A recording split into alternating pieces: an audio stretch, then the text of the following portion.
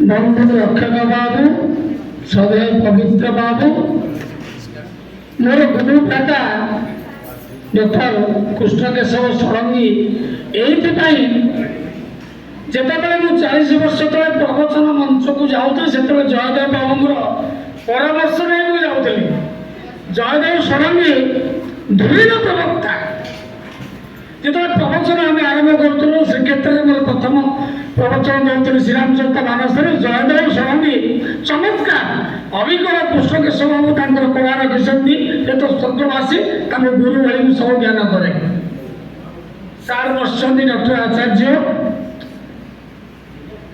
आज धन्य में धन्य अति सत्य सब विधि तुलका जो बढ़िया कथा कहले कहले मनीष तो सब सुजोग मिले ना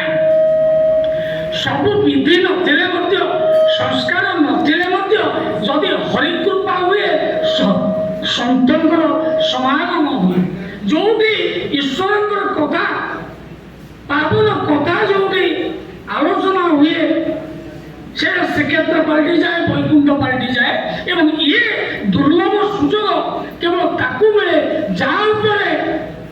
अति हरिकृपा हुए अति चमत्कार कथा ये तो किसी समय पर कृष्ण प्रवचन शुणी प्रवचन कर ये जगन्नाथमय विशेष समय देवी ना गोटे कथा अल्पटे कथा कह काव्य साहित्यर काव्य कवितार कथा कहले पवित्र बाबू रक्षक बाबू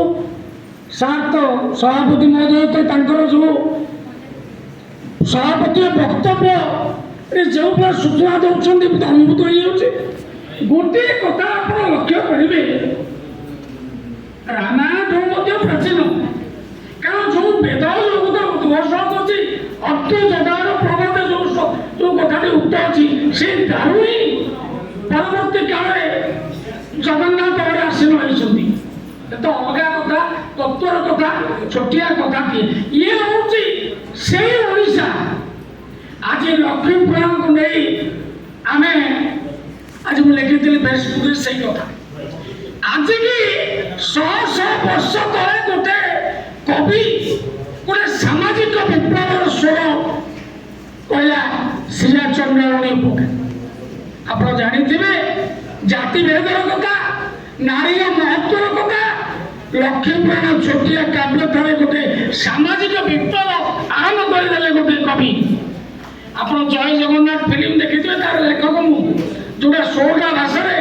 समग्र विश्व तार लेखक मु आम ये परीक्षा करूँ से कथा भिन्न कि गोटे कथा कहली आप विभिन्न दृष्टि जगन्नाथ को आलोचना कर संपर्क आलोचना कर प्रकृष्ट क्षेत्र ये नुह कृष्ण केशव षडंगी बना कला आउ कि मुंडा ब्लाक छोटिया कथा जदि जगन्नाथ